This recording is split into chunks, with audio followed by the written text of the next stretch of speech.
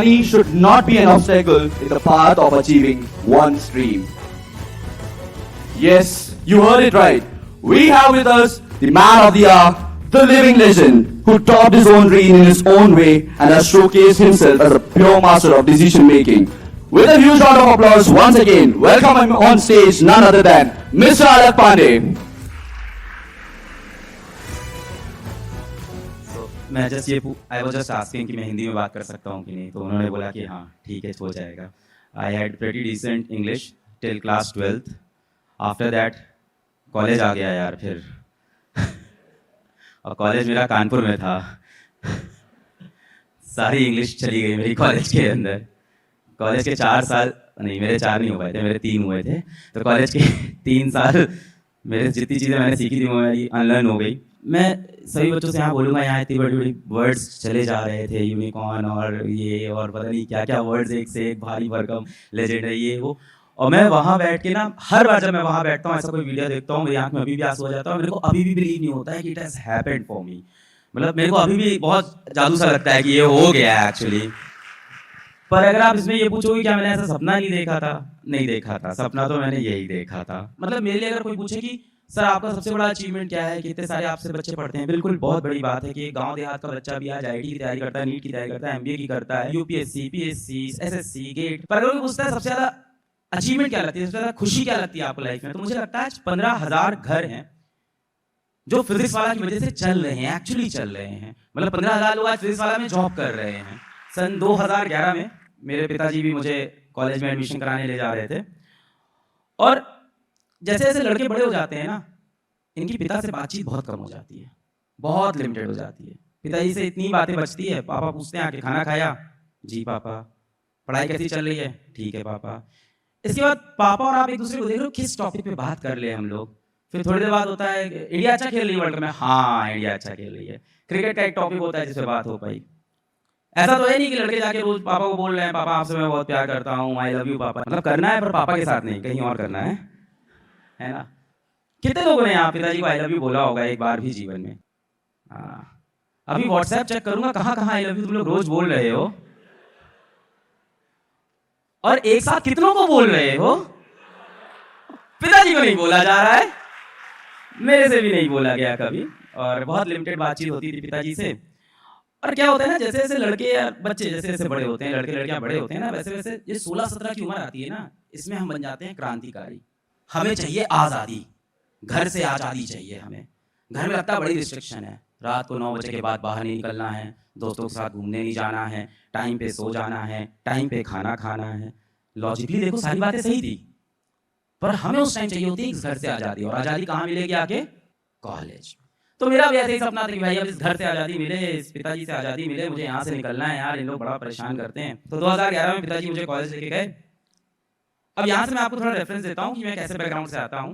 तो 2011 में मैं प्रयागराज में था और मेरा कॉलेज कानपुर में था, एचबीटीआई करके नाम है. It's a very prestigious institute in terms of ranking only. हाँ एनीवे, सो तो सरकारी कॉलेज था, 600 रैंक आई थी. तो पिताजी ने बोला कि ट्रेन से चलेंगे, हमने कहा ट्रेन से चलेंगे. और पिताजी जनरल टिकट लेके आ गए ट्रेन का. कितने लोग जनरल डिब्बे में ट्रैवल किए हो, अभी तो स्टूडेंट हो, अभी नहीं करोगे तो कब करो भाई, क्यों नहीं कर रहे हो. भारत देखिए आप, जनरल डिब्बे में घुसिए आपको भारत दिखेगा. ये जितने बच्चे यहाँ एंटरप्रेन्योरशिप सोच रहे हो ना, जब भी आप एंटरप्रेन्योरशिप सोचो तो एक ऐसा आइडिया सोचो जो स्केलेबल हो, जो भारत तक पहुंचे. लिमिटेड ऑडियंस के लिए चीजें मत बताओ. अब अगर आपको ऐसी चीज बनानी है जो भारत तक पहुंचे बेटा, तो आपको भारत देखना पड़ेगा. और भारत ये नहीं है, this is the most premium Bharat. ये तो भारत का 1% है. आप अच्छे कपड़े पहन के यहाँ अच्छी जगह बैठे हो, क्या लाइटनिंग में क्या जूते पहना हो. This is the most premium Bharat you are seeing. इनकी प्रॉब्लम सॉल्व करोगे तो आप इतनों की प्रॉब्लम सॉल्व करोगे. और मुझे लगता है अपने जीवन में आप कितना पैसा कमाते हो ये शायद इतना इंपैक्टफुल नहीं होता है. सबसे बड़ी बात होती है आप कितनी लाइफ टच कर जाते हो, कितनी जिंदगियां आप टच कर जाते हो अपने जीवन में. उसके लिए आपको भारत घूमना पड़ेगा. और मैं बचपन से भारत घूम रहा हूँ, मुझे एडवांटेज मिल गया. कई बार जो आपकी परेशानियां होती हैं वो आपके लिए अपॉर्चुनिटी बन जाती है. तो मेरी अपॉर्चुनिटी थी गरीबी. तो मेरे पिताजी ने जनरल टिकट लिया, हम लोग जनरल डिब्बे में चढ़ गए. इलाहाबाद से कानपुर 4 घंटे का रास्ता. अब जनरल डिब्बे में जितने लोग चढ़े हैं उनको पता है जनरल डिब्बे का टिकट ये गारंटी नहीं देता कि सीट मिलने वाली है ना. जमीन पे भी कोई गारंटी नहीं है, बाथरूम के आसपास बैठ सकते हैं. तो हम भी खड़े थे, पिताजी खड़े थे. तो पिताजी अखबार लेके चलते थे ट्रेन में, पूरा प्लान थे वो, अपने आप में एंटरप्रेन्योर. अखबार खोला, उन्होंने बिछाया, क्या बैठो इस पे आराम से. अब यार मैं इंग्लिश मीडियम स्कूल में पढ़ा था, पिताजी ने बड़ा खींच-तान के पढ़ाया था। अब मुझे शर्म आ रही है, बाहर पे कैसे बैठ सकते हैं पापा, यहाँ सब लोग हैं, आस-पास थोड़ी लड़कियाँ भी थी एक्चुअली, तो मुझे लग रहा था ऐसे कैसे बैठ सकते हैं। पिताजी बोले आओ बैठो यहाँ, नीचे बैठो। बैठाए, फिर उनका वो रेगुलर इंटरव्यू प्रोसेस चालू हो गया। एडमिट कार्ड रखे हो कि नहीं रखे हो, मार्कशीट रखे हो कि नहीं रखे हो, अच्छा ये सर्टिफिकेट रखे हो कि नहीं रखे हो, पूरा पासपोर्ट फोटो रखे हो, अच्छा दिखाओ कहाँ रखे हो, दिखाओ। फिर दिखा रहे हैं। अब मुझे क्या लग रहा था, बस कुछ दिनों की बात है, आज शाम को मिल जाएगी मुझको इससे आज़ादी, अब मैं पहुंच जाऊंगा कॉलेज, इसके बाद मुझसे कोई सवाल नहीं पूछेगा। मैंने कहा बाबा सारे डॉक्यूमेंट रखे हैं फाइल में, टेंशन मत लो। हम लोग पहुंच गए कॉलेज। कॉलेज पहुंचे, वहाँ पे वो जो लाइन होती है एडमिशन वाली, वहाँ जाके अच्छा कॉलेज पहुंच के जो सबसे पहली चीज़ होती है, आपके साथ तो नहीं, आपका कॉलेज तो काफ़ी बेहतरीन बना है, ऐसा बोलना पड़ेगा, सब लोग बैठे हैं यहाँ फैकल्टीज वगैरह, तो I can not say anything else, try to understand. तो कॉलेज पहुंच के जो सबसे पहली चीज़ मेरे साथ हुई, मैं कॉलेज के बाहर पहुंचा, फिर मैंने मोबाइल निकाला, मैंने कहा फोटो में कुछ और लग रहा था, ये सामने से कुछ और क्यों लग रहा है।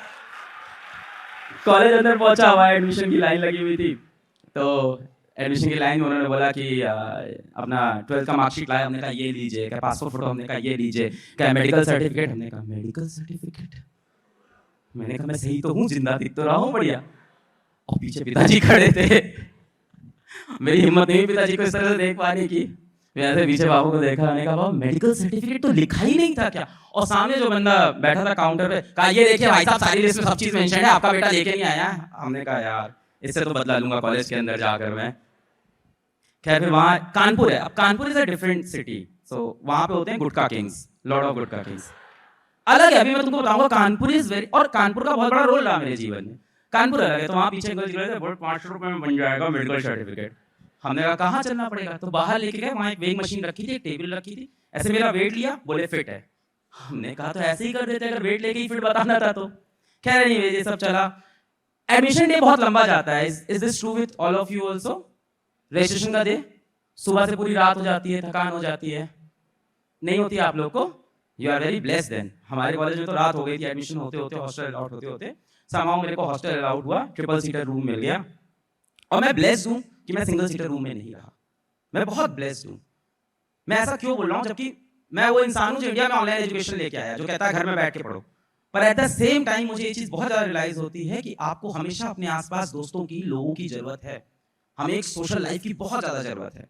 तो मैं बहुत ब्लेस्ड था कि मेरे को 3 सीटर रूम मिल गया। ये मैं आज बोलता हूँ, उस वक्त नहीं, तब मुझे अकेले रहने का बहुत मन था। वो इसलिए कि हमारी एक बंदी थी, फोन पे बात करने रखे, हाँ sorry, I won't distract you. So anyways, तो फिर हॉस्टल मिल गया, और फिर पिताजी बोले कि रात की 9 बजे की ट्रेन है, हम चलते हैं। हमने कहा ठीक है।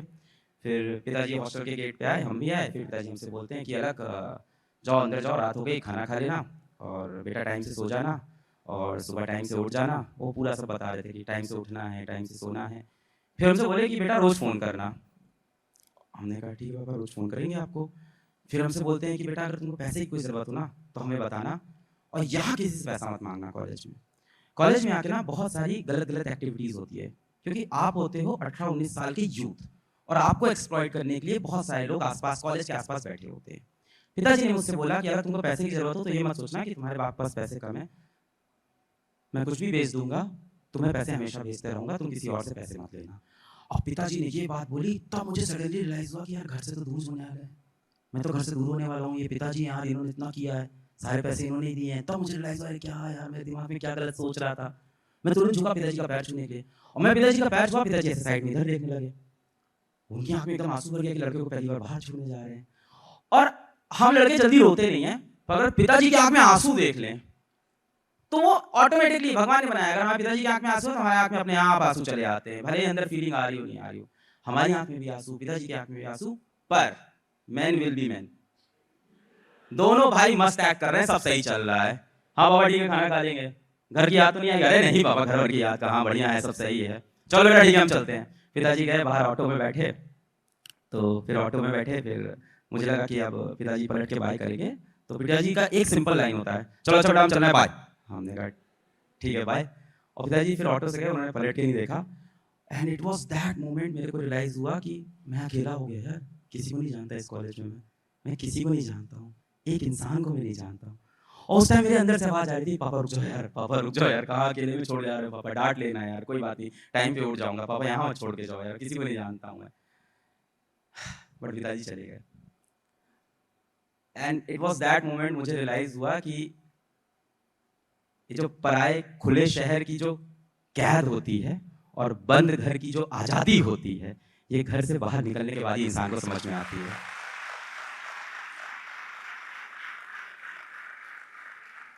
मैंने हमेशा बच्चों को एक ही चीज बोली है कि जीवन अगर आप किसी के लिए जीना चाहते हो तो अपने माँ बाप के लिए जियो।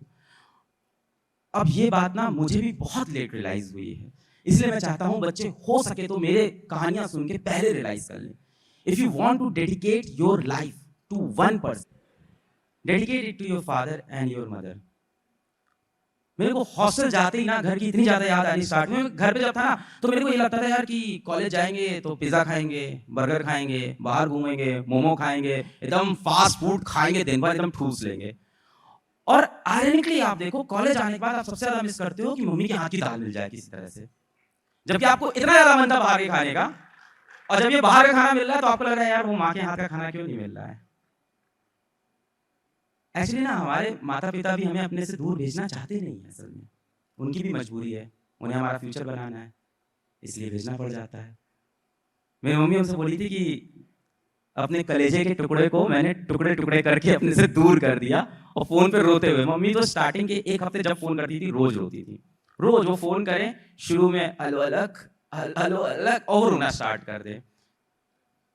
पापा नहीं रोते थे, या शायद पापा का रोना दिख नहीं पाता है, ये भी हो सकता है। कहा जाता है ना कि बाप बिना आवाज के बिना आंसू के रोता है, उसका आंसू दिख ही नहीं पाता किसी को। खैर एनीवेज, ये तो जिंदगी का सत्य था, हमने एक्सेप्ट किया, हमने कहा असलियत की जिंदगी अब शुरू हुई है अलग पांडे। फिर कॉलेज लाइफ स्टार्ट हो गई यार, फिर हम अंदर गए हॉस्टल में। अब हॉस्टल में नई जिंदगी दिख रही है मुझको, अलग माहौल दिख रहा है। अच्छा हॉस्टल में कितने बच्चे रहते हैं यहाँ? How many hostellers? हॉस्टल का ना एक क्लियर नियम कानून है कि लाइट गई तो चिल्लाओ। क्यों? प्रोटोकॉल है, चिल्लाना है। क्या चिल्लाना है? कुछ भी, पर चिल्लाना है। लाइट गई, मैंने कहा क्या है, क्यों, ये कल्चर क्यों बना है, कौन बना के गया है? कोई रूल तोड़ भी नहीं रहा है। फिर कभी कभी नारे लग रहे हैं, वार्डन सर की तारीफें हो रही हैं उसमें लाइट जाने के बाद। कभी गर्ल्स हॉस्टल की तरफ नारे लग रहे हैं, चिल्लाया जा रहा है नाम, और लाइट आते ही शांत। पता लगा लो किसने चिल्लाया है, आओ ढूंढ लो। एक तरफ मेरी लाइफ एकदम सीरियस, एकदम ब्लैक एंड व्हाइट, और एक तरफ हॉस्टल में डिफरेंट लाइफ चल रही है। हॉस्टल के अंदर अगर एक लड़का तैयार होकर कॉलेज जा रहा है ना, तो ऊपर से लेके नीचे तक पूरा मंगनी का होता है, पूरा मंगनी का। शर्ट रूममेट की पहनी है, पैंट बगल रूम की पहनी है, चप्पल किसकी पहनी है FBI भी नहीं पता लगा सकती। चप्पलें तो मतलब ऐसे टहल रही हैं पूरे कॉलेज के अंदर। और जिस दिन आपका वाइवा या फॉर्मल डेज होते होंगे आपके, कुछ आपके हर दिन फॉर्मल होते हैं क्या? यूनिफॉर्म है क्या कॉलेज में? They see it's very good to have a uniform in college because it brings discipline. So I'm in favor. एक बड़ा फायदा है यूनिफॉर्म होने का, रोज सोचना नहीं है ना क्या पहनना है, वही डाला वही पहन के आ गए। लड़के वैसे भी नहीं सोचते हैं, लड़के नहीं। एक टी शर्ट है, सुबह पहना, कॉलेज आए, वापस गए, उसी में खाना खाया, दाल गिराई, केचप गिराया, पढ़े, सो गए। नाइट सूट नहीं होता लड़कों के लिए। अगले दिन सुबह उठे, भाई कैसा लग रहा हूं? अरे हीरो, अरे थैंक यू भाई। आ गए कॉलेज वापस, अगले दिन पढ़े, फिर खाना खाए, फिर सो गए। चिपके रहते होंगे कपड़े, बदन से चिपके रहते हैं, पीछे पसीना आएगा, सूख जाएगा, उनको फर्क नहीं पड़ रहा है। थोड़ी बहुत अगर आपने फिजिक्स पढ़ी हो ना, तो यहाँ पे मुझे लगता है न्यूटन फर्स्ट लॉ काम कर रहा है, लॉ ऑफ इनर्शिया। जब तक चल रहा है चलने देंगे जी, 7 दिन 8 दिन 10 दिन, जब तक एकदम रूम वाले चिल्लाने लगे, क्लास में लोग ना बोलने लगे बदबू आ रही है भाई अब बदल ले। और एक तो ये हथियार लेके चलते हैं जो जूता है, मारते नहीं है, जूता उतार दें अगर 10 लोग तुरंत बेहोश, एटम बॉम्ब है पास में। एक्चुअली क्या है ना, लड़कों के लिए जो हाइजीन होती है ना, वो नहीं लगता है हाइजीन दूसरों के लिए करनी चाहिए, कि किसी को पता ना चल जाए कि मैं नहाया नहीं हूं। कितने लोग रोज नहाते हो?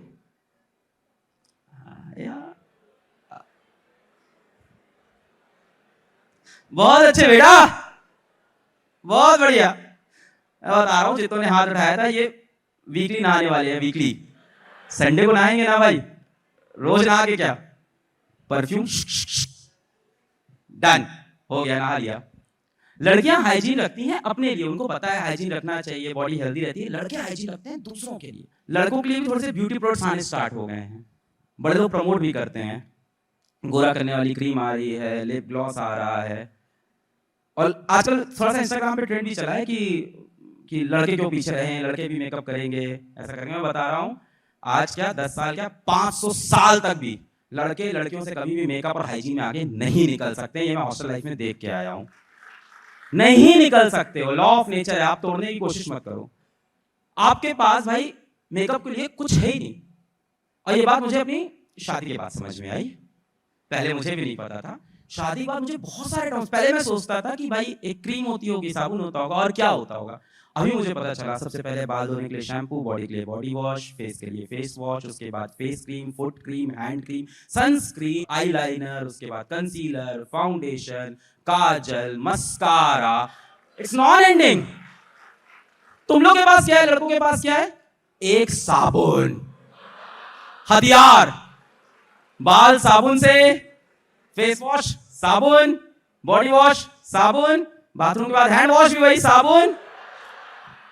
एक साबुन है, और एक कॉमन साबुन है, वही लाल रंग वाला। लाइफ बॉय है जहां, तंदुरुस्ती है वहां। कौन लेके आया? लड़कों को ये नहीं पता कि दूसरे का साबुन नहीं यूज करना चाहिए। कहते इसमें कौन सी बड़ी बात है, हम तो ब्रश यूज करते हैं, साबुन तो नॉर्मल है। जब कॉलेज शुरू होता है ना, तो शुरू के 1 हफ्ते 2 हफ्ते बड़ा सही शेड्यूल फॉलो होता है, डिसिप्लिन। सुबह 9 बजे कॉलेज पहुंच जाएंगे, सारी क्लास टाइम से अटेंड करेंगे। हर सब्जेक्ट के लिए अलग अलग नोटबुक है। सेकंड ईयर वाले हंस रहे हैं इस बात पे, कह रहे हैं हर सब्जेक्ट होती है फर्स्ट ईयर में। हर सब्जेक्ट की अलग अलग नोटबुक बनी है, एकदम डिसिप्लिन प्रॉपर लाइफ। 2-3 हफ्ते ये शेड्यूल चलता है। उसके बाद कॉलेज में कुछ ना कुछ शुरू हो जाता है। जैसे क्या शुरू हो जाता है, जैसे दिल्ली एनसीआर के कॉलेज है ना, यहाँ आप लोग खेलते हो लाइक बीजीएमआई खेलते हो, आप लोग यहाँ पे काउंटर स्ट्राइक खेलते होगे, हो सकता हो GTA वाई सिटी खेलते हो। कानपुर में लड़के ताश खेलते हैं।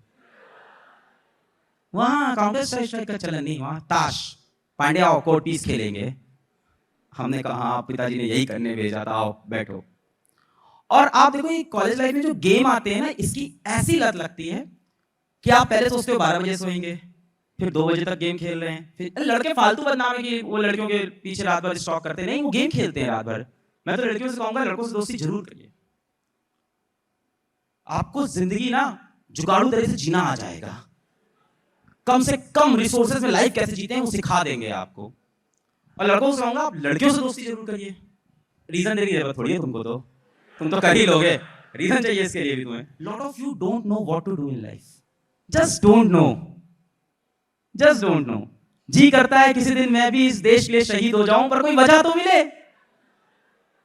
वजह ही नहीं मिल रही है जीवन में कि क्या करना है। ऐसे केस में मैं यही बोलूंगा, लाइफ में कंस्ट्रक्टिव चीजें करते रहें। You must have heard that Steve Jobs iconic speech where he spoke about कि आप चीजें करते रहो, वो बाद में सब कनेक्ट हो जाएंगी आपस में। The dots always connect backwards, never connect forward. अब मैं जाके फिजिक्स पढ़ा रहा था, ट्यूशन पढ़ा रहा था। मैं तो क्लास 8 से ट्यूशन पढ़ा रहा हूँ, पीछे जाऊँ कहानी में। तो मैं पहली बार कोचिंग पढ़ाया जब मैं क्लास 11 में था, तब जाके मैंने क्लास 9 के बच्चों को कोचिंग पढ़ाई थी। तब मैं फिजिक्स क्यों पढ़ा रहा था? घर पे पैसा कमाने के लिए, घर पे गरीबी थी। तब पता था कि ये फिजिक्स वाला बन जाएगा, नहीं पता था।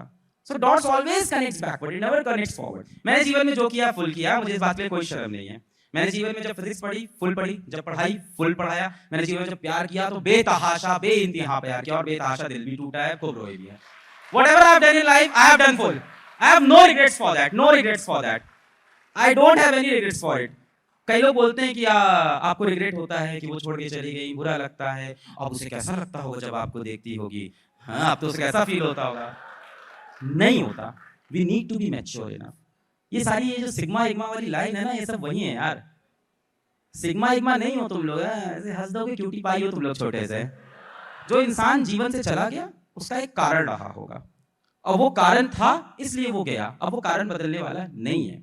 तो ऐसा नहीं है कि she must be regretting it, उनको दुख होता होगा कि क्या छूट गया। नहीं, ऐसा नहीं था, या शायद होता हो, पता नहीं। खैर, मुझे प्रेम करने में कोई बुराई नहीं है। प्रॉब्लम वही है ना, भारत का एजुकेशन सिस्टम और हमारा सोशल कल्चर ऐसा बना हुआ है कि हमारी मस्ती करने की, प्रेम करने की, पढ़ाई करने की, करियर बनाने की एकदम सेम एज आती है। उसी एज में आपको करियर बनाना है, उसी एज में पढ़ाई करनी है, दोस्ती यारी करनी है, मस्ती करनी है, उसी एज में आपको प्यार भी करना है। उसके बाद क्या, बाद में बूढ़े होके थोड़ी अभी करोगे, हार्मोन्स हैं और क्या, बायोलॉजिकल रीजंस है, इसमें क्या शर्म क्या आ रही है? नहीं हो रहा है तो फिर सोचो क्या हो रहा है।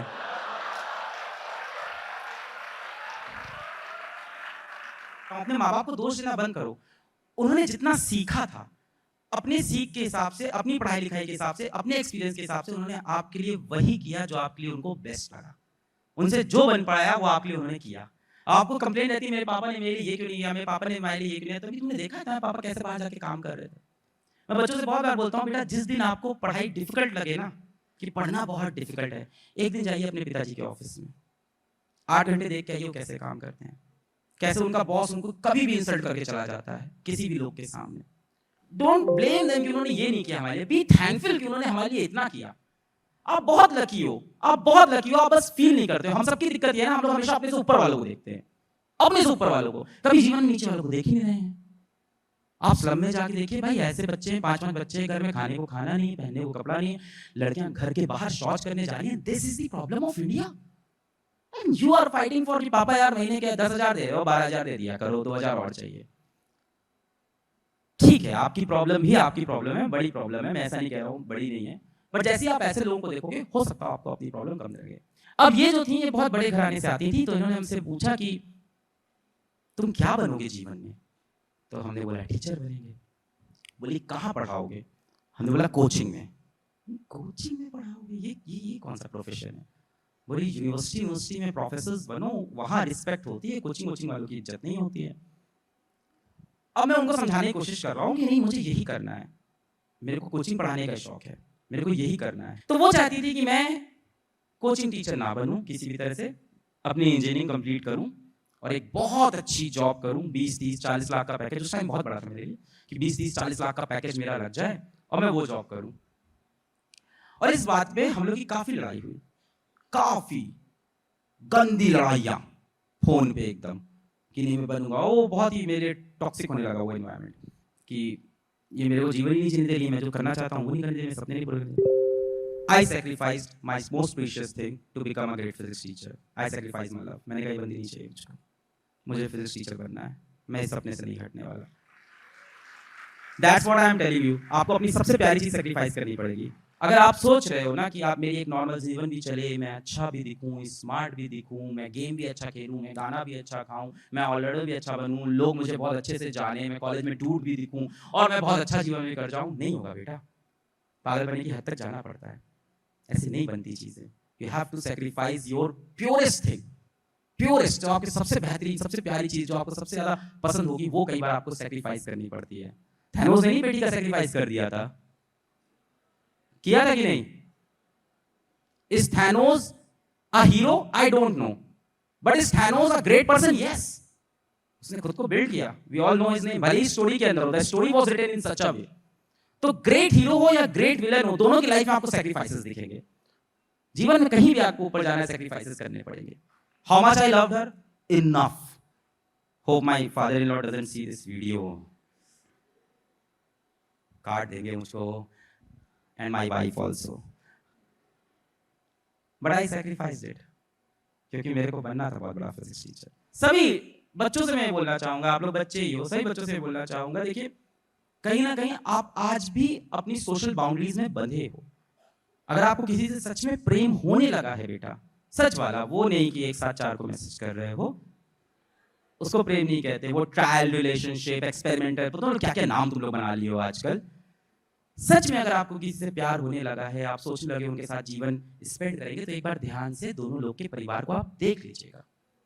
मैं आपको बहुत यहाँ पे सुगर कोटिंग करके बातें नहीं बताऊंगा, यही जमाना है, यही सोसाइटी है, इसी में जीना है, धीमे धीमे बदलेगी। अगर आपको सच में किसी से बहुत ज्यादा प्रेम हो रहा है, एक बार, अभी सब लोग डर गए हैं, अरे यार नहीं हो पाएगा क्या अपना, फिर मन से आवाज होगी, अरे सर आपको क्या पता मेरा प्यार कितना सच्चा है, आप क्या जानोगे।